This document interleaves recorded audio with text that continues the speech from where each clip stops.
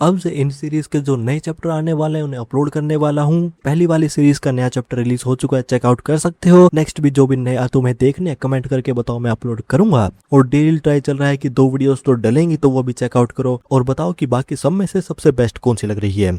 BSS की shooting का दिन आ गया था। सभी लोग शूटिंग के सीन की प्रिपरेशन कर रहे थे। स्टाफ बात कर रहे थे कि उन्होंने सुना था कि एंडिंग यहाँ पे चेंज होने वाली थी और यहाँ पे इस चीज से बहुत बड़ा बैकलैश भी आ सकता था। मेंबर ने बताया कि वो लकी होंगे कि सिर्फ इतना ही होगा, क्योंकि ऐसा करने पे वहाँ पे ओरिजिनल फैन भी उनकी तरफ अटैक कर सकते थे। मगर वो बात कर रहे थे कि वो जिन इतने ज्यादा शांत कैसे लग रहे थे और वो हमेशा ऐसा ही रहते हैं, तो ये चीज थोड़ी फैसिनेटिंग थी। यहाँ वो जिन दूसरी तरफ सोच रहे थे कि उन्हें पता था कि फिनिश लाइन पे आने पे एंडिंग चेंज करना बहुत ज्यादा रेयर था, मगर यहाँ पे रिएक्शन बहुत ज्यादा इंटेंस आ रहे थे। मगर क्योंकि वो जिन नई एंडिंग से सेटिस्फाइड थे, तो उन्होंने डिसाइड करा कि वो फिल्मिंग पे फोकस करेंगे। और जो सीन वहाँ पे शूट होने वाला था, वहाँ पे इत्सुमा की डेथ के साथ क्योशी का होमवर्क खत्म होने वाला था और ये थी क्योशी की फाइनल डेस्टिनेशन। और एक बात ये भी थी कि इस बार भी क्योशी खुद अपने हाथों से डायरेक्टली कुछ भी नहीं करने वाले थे, क्योंकि इत्सुमा ने अपनी लाइफ खुद ली थी और क्योशी ने इत्सुमा को उस पॉइंट पे पुश करा था।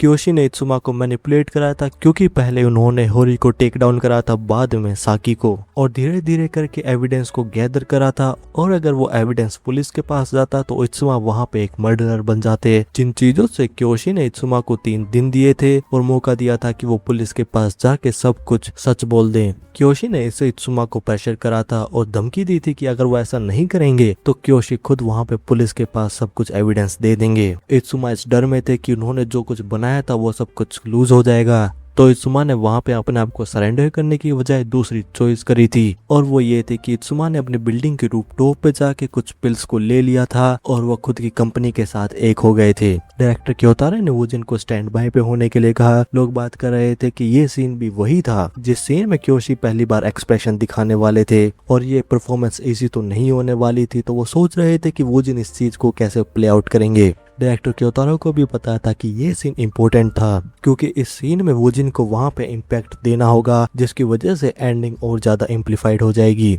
जिस वजह से ये सीन सबसे ज्यादा मुश्किल सीन होने वाला था। मगर डायरेक्टर क्योतारो वूजिन को कोई भी डायरेक्शन नहीं देने वाले थे, क्योंकि उन्हें पता था कि वूजिन ऐसे एक्टर हैं जो अपनी इमेजिनेशन से सीन को बनाने वाले थे। डायरेक्टर क्योतारो वहां पे एक्शन कहने ही वाले थे, तभी वूजिन को याद आया कि ये ऐसा ही था कि वो पहली बार एक्टिंग कर रहे थे और वो पहली बार इस तरह की एक्टिंग रियल लाइफ में दिखा रहे थे। मगर फिर भी वूजिन को वहां पे कंपोज्ड रहना होगा। वूजिन भले ही वहां पे थोड़े नर्वस थे, मगर वो इस चीज को दबा रहे थे और उसी समय वो अपने अंदर से क्योशी को बाहर लेके आ रहे थे। डायरेक्टर क्योतारो ने एक्शन कह दिया था और वहां सीन शुरू हो गया था, जिसमें क्योशी वहां पे इत्सुमा की बॉडी के आगे खड़े हो गए थे। क्योशी सोच रहे थे कि क्या वो स्टार्टिंग पे आ गए थे और सब कुछ खत्म हो गया था। क्योशी ने वहां पे रिकॉर्डर को ड्रॉप करा और सोचा कि ये सब क्या हो रहा था, क्योंकि यहाँ पे उन्हें थोड़ी अजीब फीलिंग आ रही थी। क्योशी सोच रहे थे कि ये क्या था और वो इस चीज को वर्ड में एक्सप्रेस नहीं कर सकते थे और ये बहुत ज्यादा स्ट्रेंज फीलिंग थी। क्योशी ने वहां पे एक पेपर लिया और ऊपर देखा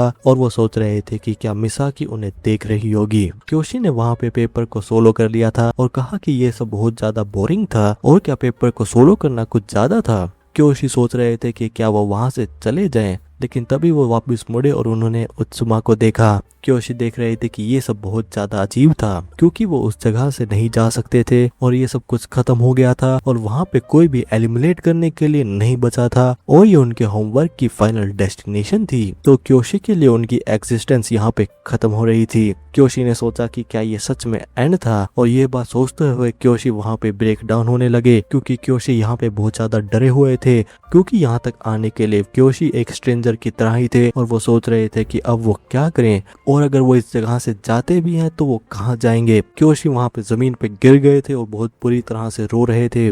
क्योशी इत्सुमा और खुद को बहुत ज्यादा पैथेटिक कह रहे थे, क्योंकि उन्होंने इस वर्ल्ड की तरफ सिर्फ रिजेंट ही करा था और वो इस चीज से बहुत ज्यादा डिससेटिस्फाइड थे कि उनकी एग्जिस्टेंस यहाँ पे खत्म होने वाली थी। इस शॉट के बाद वहाँ पे सीन खत्म हो गया था।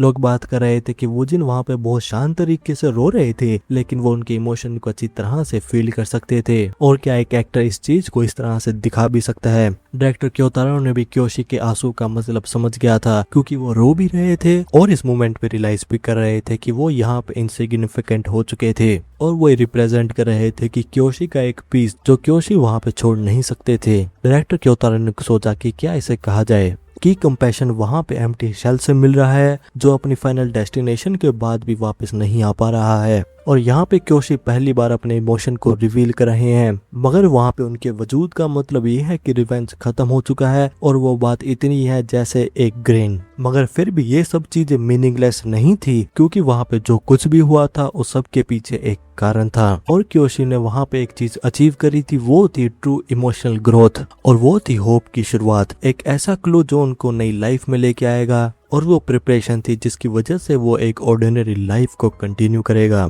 डायरेक्टर क्योतारो भी देख रहे थे कि वो जिन वहाँ पे बीएसएस की एंडिंग में लाइफ डाल रहे थे, और ऑडियंस भी इस सीन के बाद जब एंडिंग को देखेगी सिर्फ तभी वो क्योशी की आखिरी झलक को देख पाएंगी, क्योंकि वहाँ पे शुरुआत होगी एक नए स्ट्रेंजर की जो वहाँ पे ऑर्डिनरी लोगों के बीच में ब्लेंड करेगा। डायरेक्टर क्योतारो ने वहाँ पे कट कह दिया था और सीन खत्म हो गया था। लोगों को लग रहा था कि वो जिन वहाँ पे अपने आप को कलेक्ट कर रहे थे, क्योंकि उन्होंने सब कुछ अपनी एक्टिंग में डाल दिया था, और अगर वो उन्हें इंटरफेयर करेंगे तो वो उनके इमोशंस को और ज्यादा हाईलाइट भी कर सकते हैं। और दूसरी तरफ तो वो जिन वहाँ पे जमीन पे लेटे हुए थे वो अपने मुंह को साफ कर रहे थे और देख रहे थे कि वो बहुत ज्यादा बुरी तरह से रोए थे, और वो सब कुछ वहाँ पे साफ कर रहे थे क्योंकि उन्हें अपने कॉन्सेप्ट को फॉलो तो करना ही होगा। और वो सोच रहे थे कि क्या वो ज्यादा समय से ऐसे ही थे और क्या होगा कि इस चीज को नोटिस कर लिया होगा। वुजिन ने डिसाइड करा कि वो वहाँ पे कॉन्फिडेंट ही एक्ट करेंगे। तभी इत्सुमा वुजिन के पास आए और बताया कि वो बहुत ज्यादा मूव हो गए थे, और वुजिन से कहा कि वो अपना टाइम ले सकते थे और अपने आप को कलेक्ट कर सकते थे, क्योंकि उन्हें अपने आप को पुश करने की जरूरत नहीं थी। वुजिन भी सोच रहे थे कि ये बंदा यहाँ पे क्या कह रहा था, और अचानक से मूव होने का मतलब क्या था और अपने आप को कलेक्ट करने का मतलब क्या था,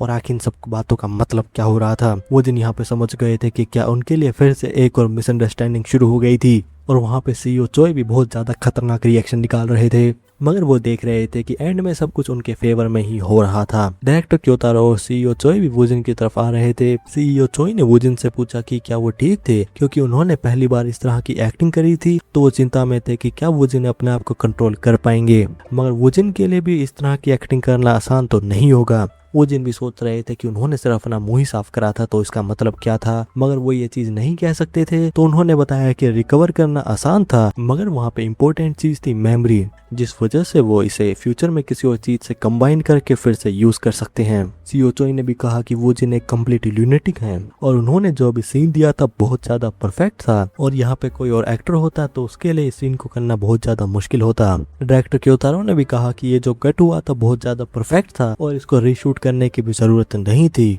डायरेक्टर क्योतारो को पता था कि कभी कभार एक डायरेक्टर एक एक्टर से झूठ बोलता है, भले ही वहाँ पे एक्टिंग की कमी हो या फिर बहुत ज्यादा हो या फिर ठीक ठाक ना हो, मगर डायरेक्टर वहाँ पे ओके साइन देता है ताकि एक्टर को वहाँ पे लगे कि वो ठीक है। मगर वुजिन ने जो वहाँ पे एक्टिंग दिखाई थी वो इन सब कैटेगरी से बाहर थी, तो डायरेक्टर क्योतारो उसे एनजी और ओके से तो जज नहीं कर सकते थे, और इस पॉइंट पे उन्हें वहाँ पे जजमेंट के मीनिंग को भी खुद ब्रेक डाउन करना होगा। डायरेक्टर क्योतारो ने बताया कि जब ऑडियंस इस सीन को देखेगी तो ऑडियंस का रिएक्शन बीएसएस की एंडिंग से एक्सप्लोड होने वाला था, और बताया कि वो नेक्स्ट शूट के लिए बहुत ज्यादा एक्साइटेड थे। वुजिन ने कहा कि वो बात समझ गए थे, मगर वो भी देख सकते थे डायरेक्टर क्योतारो बहुत ज्यादा जोश में थे, और वहाँ पे उनका आखिरी शॉट लास्ट शूट होने वाला था, तो ये बात सेंस भी बना रही थी। अगले सीन में क्योशी और डिटेक्टिव फेस टू फेस मिलने वाले थे, और ये थी बीएसएस की चेंज्ड एंडिंग। स्टोरी के एंड में कल्प्रिट और विक्टिम एक दूसरे को मार देते हैं। डिटेक्टिव कुछ समय बाद एक स्ट्रेंजर की एक्सिस्टेंस को नोटिस करते हैं, और वो उसके बाद क्योशी के घर पे चले जाते हैं। वहाँ पे जाने के बाद डिटेक्टिव क्योशी से पूछते हैं कि क्या उन्हें मिसाकी याद थी, मगर क्योशी प्रिटेंड करते हैं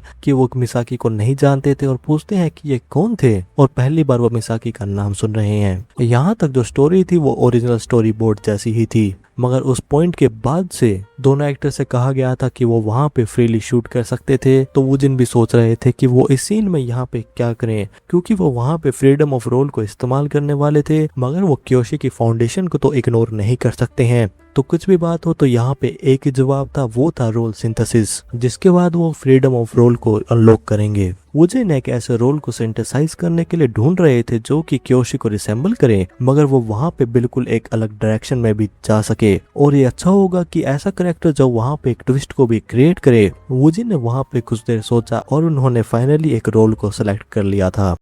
चैप्टर खत्म। Thanks for watching. पिछले वीडियो में मैंने पूछा था कैसे हो गाइस, तुम गाइस हो मजे में, मैंने देख लिया सब लोग कमेंट कर रहे हो मजे में मजे में हो। 2 लोग मिले मुझे कमेंट में जो कर रहे हैं मुझे इमोशनल ब्लैकमेल। कैसे कर रहे हैं भैया, मेरी मजा नहीं आ रहा है क्योंकि तुम वीडियो नहीं डाल रहे हो। ये क्या बात हुई, what is this talk, video नहीं डाल रहे हो तो मैं ठीक नहीं हूँ, वीडियो डालोगे ठीक हो जाऊंगा, ये कमेंट करे गए हैं। मुझे करा गया इमोशनल ब्लैकमेल, तो इस वजह से मैं कुछ नहीं करूंगा। वीडियो संडे को ही आएगी वो दिन वाली, बाकी दिन दूसरी वीडियोस आ रही है वो भी देखो यार, मैंने बड़ी मेहनत करके डालता हूँ मैं, तो वीडियो वो नहीं देख रहे हो, देखो मजा आएगा। और तो क्या नेक्स्ट जो एक हमारा, मैंने क्या बोल रहा हूँ मैं, इस वीक मैंने कुछ नए वीडियोस डालनी है, 2 मैंने करके डालने हैं, सिंगल भी डालने हैं। एक जो मैंने नई सीरीज शुरू करी है डरपोक, जो एक है हमारा जो कि टावर क्लाइंब करने की कोशिश कर रहा है, तो मैं कहना चाहता हूँ उसको मैं कैचअप करने की कोशिश कर रहा हूँ। मुझे पता है कि दूसरे लोगों ने कर रखा है लेकिन मैं कैचअप कर रहा हूँ, उसके लेटेस्ट चैप्टर आएंगे तो चिंता मत करो। एक और जो दूसरी वाली है लेजी वाली मैंने शुरू करी है, उसके भी आएंगे, चिंता मत करो ठीक है। उसके तो मैं नए डालूंगा, पुराने वाले नहीं डालूंगा। क्योंकि पुराने वाले क्यों नहीं डालूंगा, क्योंकि कारण बहुत ज़्यादा सिंपल है। सिंपल ये है क्योंकि सेम कमेंट आएंगे कि पहले दूसरों ने कर रखी है तो मत करो,